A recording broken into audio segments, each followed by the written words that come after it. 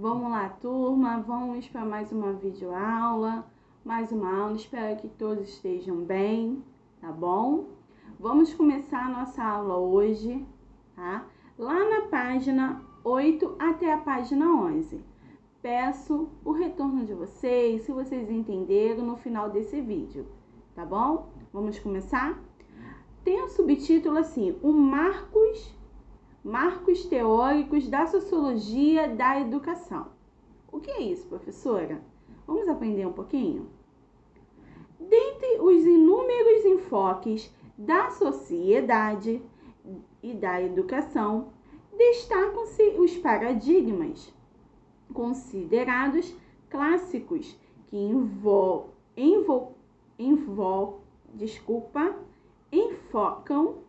enfocam em suas análises o consenso ou o conflito. O que é isso? Ou seja, correspondendo às correntes positivas e funcionalistas, tá? E crítica dialética organizada, respectivamente, em Émile Durkheim, mais uma vez esse autor, e Karl Marx, que influenciam análises e pesquisas sobre o campo da educação.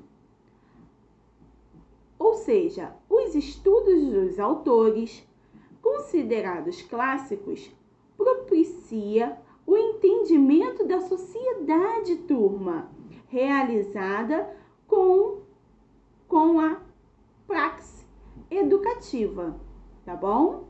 Émile Durkheim, tá? É um marco no surgimento da sociologia como ciência e como disciplina. É a partir de Émile Durkheim, tá bom? Que trouxe pra gente esse marco, turma. Esse surgimento da sociologia como ciência e como disciplina nas escolas. Olha como que ele é importante dentro da sociologia, tá bom? Continuando. Além de ter contribuído para a definição dos objetos e dos métodos sociólogos. Foi um dos pioneiros na inclusão da sociologia no currículo acadêmico. Foi isso que eu já falei para vocês. Ele foi, a partir de Émile Durkheim, que ele conseguiu colocar, a ciência, a sociologia como ciência e como disciplina dentro do currículo, dentro da escola. Vamos lá, continuando.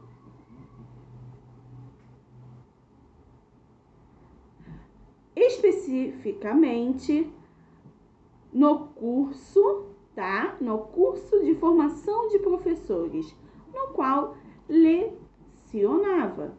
Destaca-se na teoria durkheimiana, uma concepção de sociedade como um organismo composto por distintas instituições em que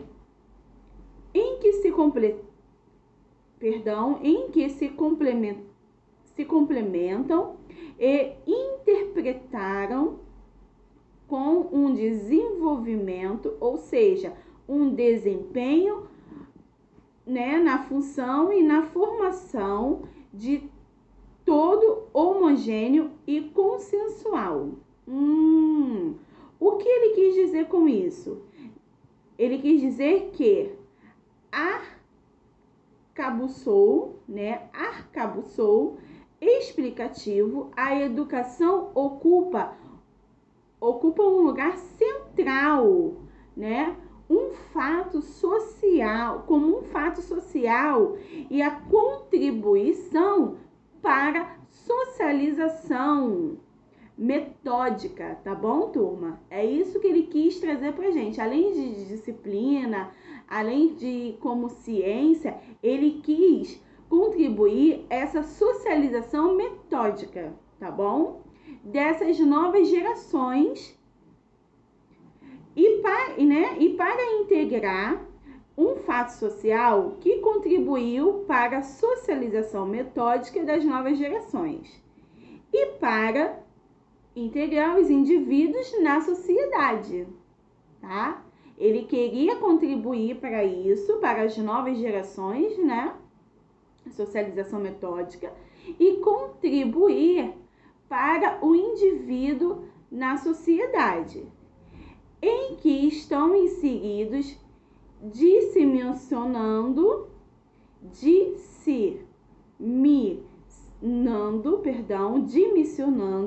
a consciência coletiva. Continuando, turma. Vendo que a educação como duplo aspectos uno e múltiplo, ou seja,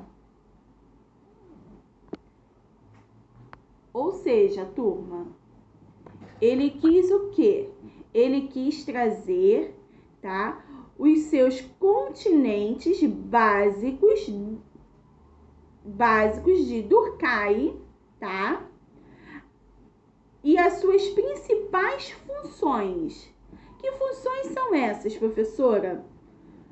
Suscitar, né? As principais funções de Durkheim era suscitar na criança, ou seja, aquele despertamento. Ele queria que aquela criança despertasse as coisas novas do mundo, tá bom? Vamos lá. Um certo número de estados físicos e mentais que a sociedade, tá, percebe e considere como indispensáveis a todos os membros. Ou seja, ele quis que a formação dessa criança sozinha na sociedade, tá bom? E o segundo, ele quis dizer que certos estados físicos e mentais que o grupo social particular, castas, classe familiar, profissão, ele quis trazer com que essa criança, ela visse que ela não pode estar somente na sociedade sozinha. Ela tem que saber se comportar, que foi o primeiro.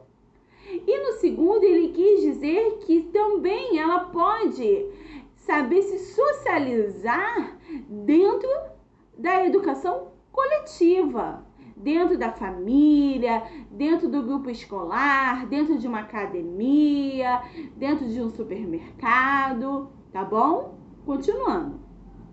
Considere igualmente indispensável a todos quantos o formem. É isso que eu falei para vocês anteriormente.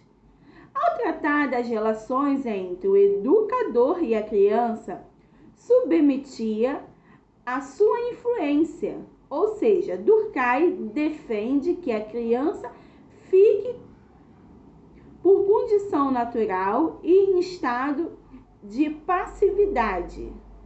E o educador assume uma posição de superioridade advinda da sua experiência, sua cultura e da sua moral que ele encarna.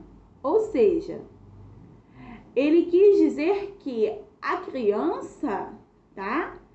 Ela era passiva, ela aprendia sim, mas não tinha o direito de questionar, tá? Ela não tinha o direito de questionar. Só o professor, é aquela educação bancária, só o professor tinha razão. Só ele tinha razão. E ela não tinha o direito de falar assim, professor, posso dar a minha opinião? Ela não tinha, nessa época, tá? Ela não tinha esse direito. Assim, a ação educativa é entendida como trabalho de autoridade. A autoridade é o meio essencial da ação educativa, ou seja, a autoridade moral é qualidade essencial do educador. O educador, tá? O educador, ele que sabia de tudo, tá? Ele não dava o direito das crianças se expressar através da observação que ela fazia nessa sociedade. Ele era ali, ele é a autoridade máxima e ponto. É o que ele orientava, é o que ele ensinava e acabou, tá bom? Continuando, turma. Essa concepção de educação e do papel do professor influenciou as práticas pedagógicas adotadas no Brasil ao longo da história da educação e a atividade do docente que nela se realiza. Ou seja, podemos observar nas tendências pedagógicas as análises por Libânio, especialmente na sua vertente tradicional, que tem o professor como a figura central do processo ensino-aprendizagem, como detentor do domínio e do conteúdos que devem ser repassados aos educandos, que devem se portar passivamente com os receptores de conteúdo. Prática docente denominada como a bancária, foi o que eu já falei para vocês, e enfaticamente criada por Paulo Freire. Opa! Entrou aí. Paulo Freire, ele trouxe já o contrário. Não, a criança, ela tem sim muito que nos ensinar como ser humano, como criança na sociedade, sim. Ela vem com essa bagagem. Então, ele veio trazendo essa teoria, diferentes ideias, tá? Essas ideias de quê? Que o professor, sim, ele transmitia o conhecimento e o aluno era o receptor, sim, né? Mas o professor, ele era o detentor do saber, tá? Ele trazia o conhecimento, mas ele compartilhava com o seu aluno, tá? E ele respeitava a bagagem que o seu aluno, depois, quando chegou às teorias de Paulo Freire, ele respeitava e ele aproveitava que o aluno era rico de conhecimento também junto com ele e trazia, tá, a aprendizagem desse educando, tá? Vamos ver mais para frente.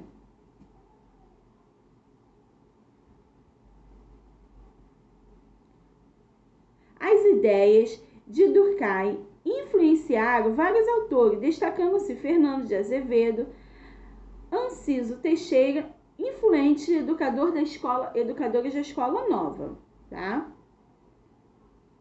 Lá embaixo diz assim: a análise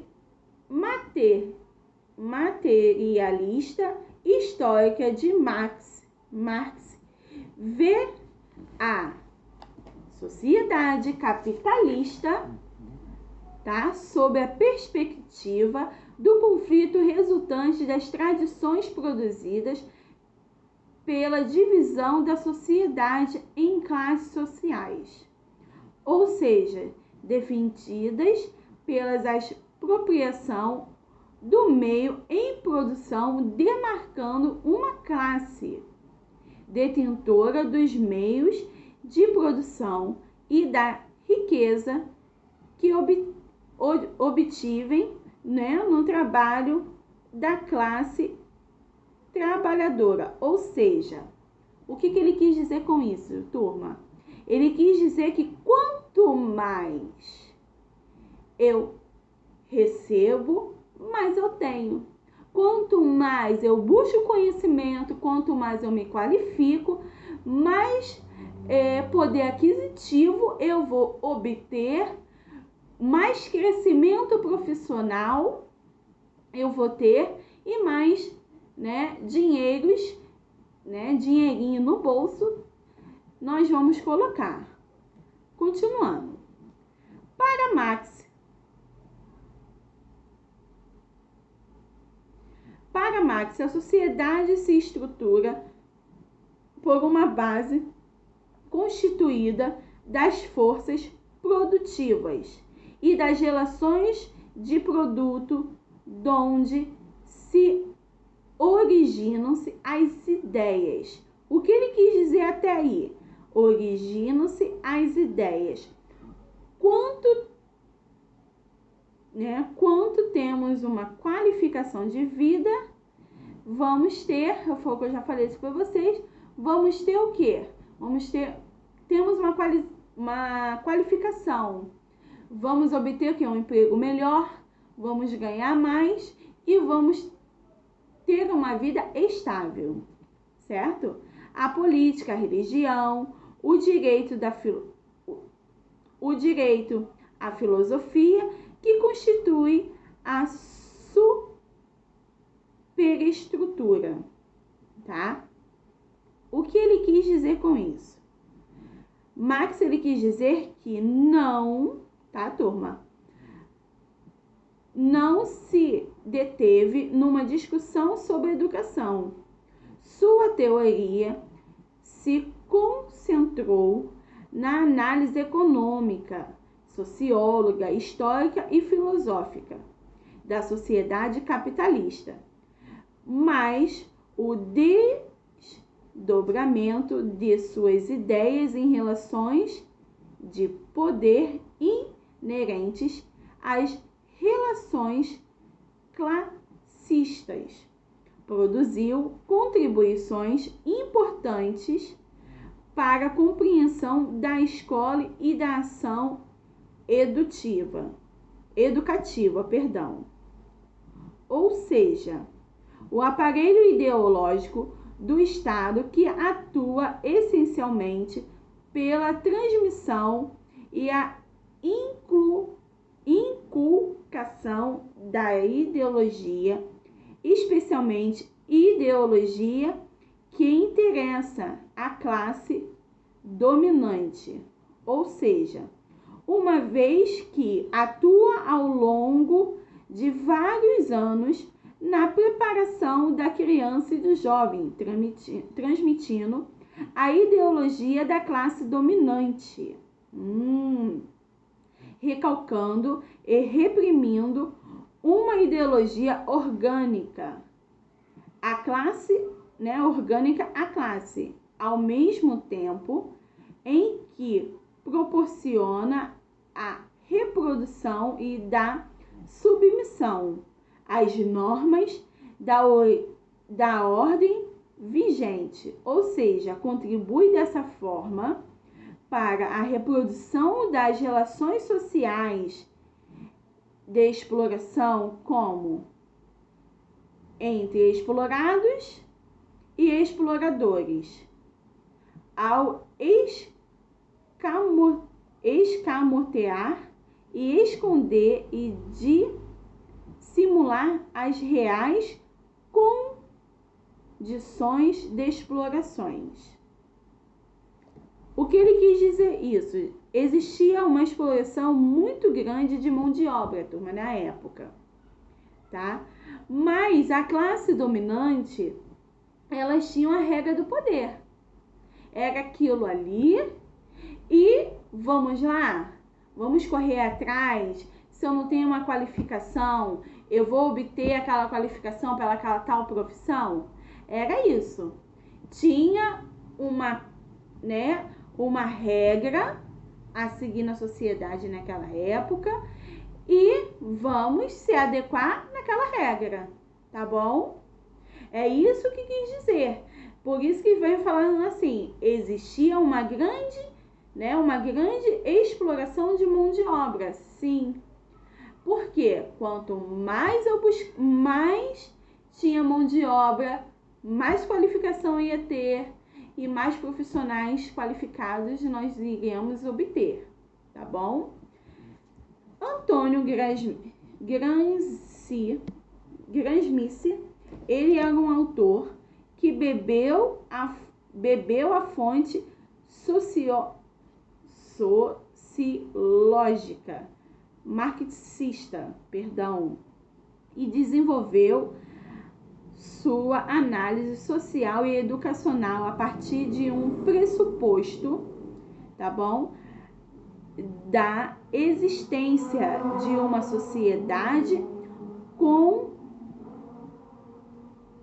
conflituosa e contraditória, baseada em um princípios capitalistas da exploração e da submissão que vincula a educação a uma estrutura de combate ideológico, ou seja, homogêneo e contra-homogêneo, e a considera um espaço pedagógico que funciona tanto como instrumento de simulação a serviço da classe dominante, quanto revela a classe dominada as contradições existentes, permitindo a estas últimas reagir. Ou seja, a defesa dele, turma, ele quis dizer que, em sua defesa, define na utilização da escola como o centro da formação. E para ele, a escola formava cidadãos, qualificados, trazia conhecimentos riquíssimos, tá? Olha só o que ele diz. A defesa de Erasmice defendia que na utilização da escola como centro da formação da consciência crítica e política para realizar uma mudança real da estrutura social vigente. Entenderam, turma? Essas e outras diferentes concepções de sociedade e da educação permitem uma análise de diversos temas tratados e destacando-se alguns temas importantíssimos: concepções da sociedade, de educação, a relação entre a educação e a sociedade, as relações de poder na escola, as determinações das políticas educacionais, tá bom?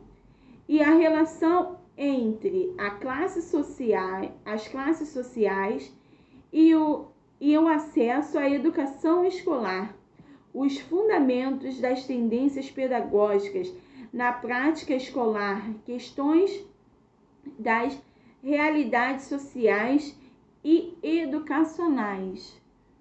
Não é isso tudo que estamos fazendo hoje? Vamos ter essa relação,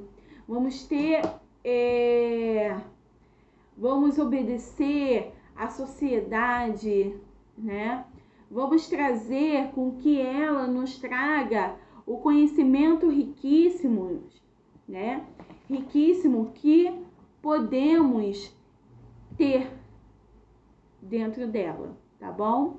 Turma, eu vou continuar no próximo vídeo para não ficar muito grande para vocês. Já volto!